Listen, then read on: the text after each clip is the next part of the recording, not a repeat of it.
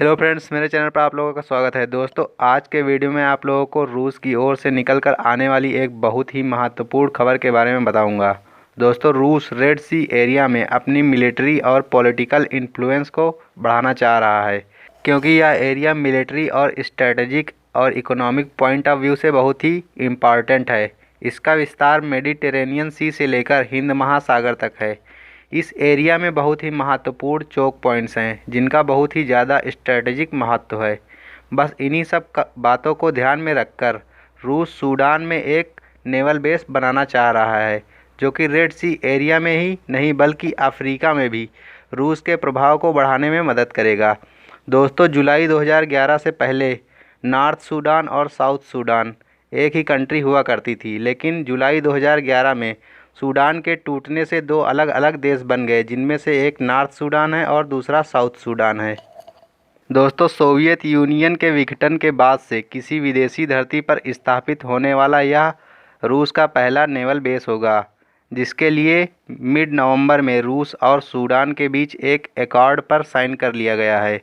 रूस की ओर से कहा गया है कि यह बहुत ही टेंस रीजन है, जिसके कारण रूस की उपस्थिति यहाँ पर बहुत ही आवश्यक। उनका साफ इशारा इस ओर था कि आने वाले समय में यह बेस पूरी तरह से मिलिट्री बेस के रूप में डेवलप हो जाएगा।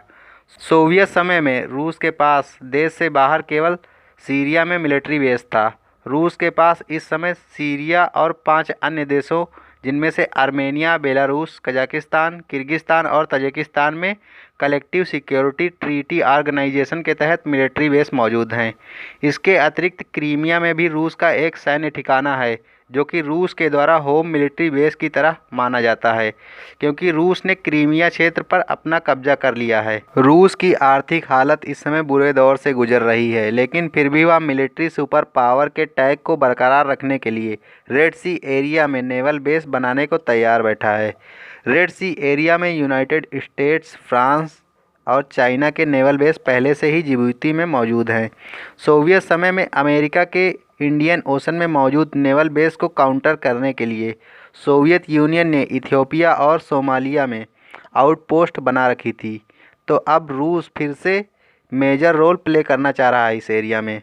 इस स्ट्रेटेजिक इम्पॉर्टेंस वाले एरिया में कुछ साल पहले रूस और सूडान के बीच उतना ज़्यादा क्लोज रिलेशन नहीं था, लेकिन 2017 में इन दोनों देशों के बीच संबंधों में प्रगाढ़ता आना शुरू हुई, जिसके परिणाम स्वरूप अब रूस रेड सी एरिया में सूडान के कोस्ट पर एक नेवल बेस स्थापित करने जा रहा है। आने वाले समय में मिलिट्री बेस के स्थापित होने से रूस रेड सी एरिया और अफ्रीकन कंट्रीज़ में मेजर रोल प्ले करने की सोच रहा है। तो दोस्तों, आज का वीडियो आप लोगों को कैसा लगा? इसके बारे में यदि कोई सवाल या सुझाव हो तो कमेंट सेक्शन में ज़रूर लिख कर भेजें और चैनल को सब्सक्राइब करना ना भूलें। धन्यवाद दोस्तों।